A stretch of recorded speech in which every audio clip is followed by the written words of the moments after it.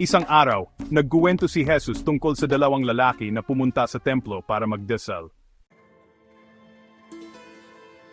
Ang unang lalaki ay isang pariseo.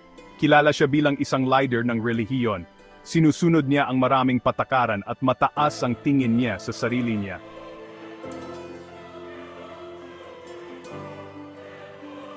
Diyos ko, napasdahat sa sisiyo na hindi ako tulad ng ibang tao, ang mga mandaraya ng mga makasalanan o maniningil ng buwis na ito.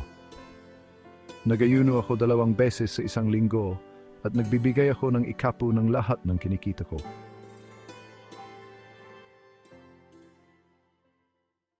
Ang ikalawang lalaki naman ay isang maniningil ng buwis.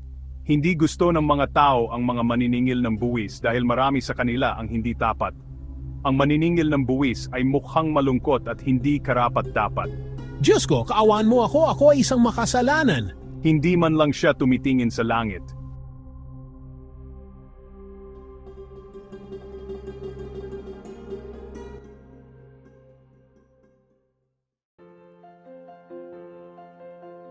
Ang isa ay mayabang sa sarili. Ang isa naman ay mapagpakumbaba at alam niyang kailangan niya ang kapatawaran ng Diyos.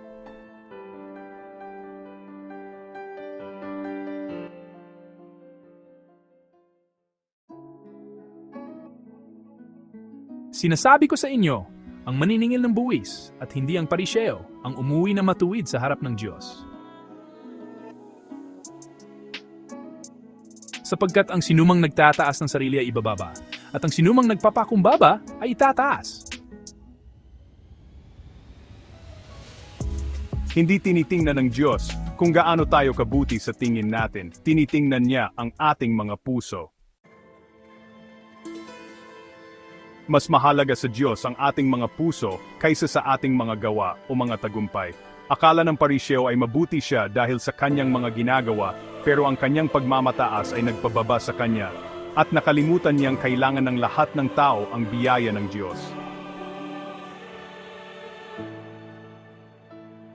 Ang maniningil ng buwis, kahit na nakagawa siya ng masama, ay lumapit sa Diyos ng may pagpapakumbaba, katapatan at taos-pusong pagnanais na magbago. Ang kuwentong ito ay nagtuturo sa atin na hindi tayo dapat maghambing sa iba o isipin na mas magaling tayo sa kanila. Sa halip, dapat tayong lumapit sa Diyos ng may mapagpakumbabang puso, aminin ang ating mga pagkakamali, at humingi ng kanyang kapatawaran. Kapag tayo ay mapagpakumbaba, itataas tayo ng Diyos, patatawarin tayo, at tutulungan tayong maging mas mabuting tao.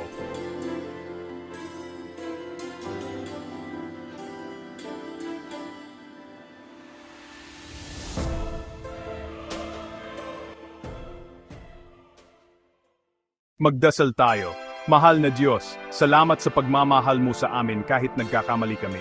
Tulungan mo kaming maging mapagpakumbaba at mabait, at huwag kailanman isipin na mas magaling kami kaysa sa iba. Turuan mo kaming lumapit sa iyo ng may tapat na puso at magtiwala sa iyong awa araw-araw. Tandaan, ang mapagpakumbabang puso ay mas nagniningning kaysa sa mapagmataas na puso. Huwag kalimutang mag-subscribe, mag-like, at mag-share para sa mas marami pang kuwento mula sa Biblia Kids PH. Salamat po.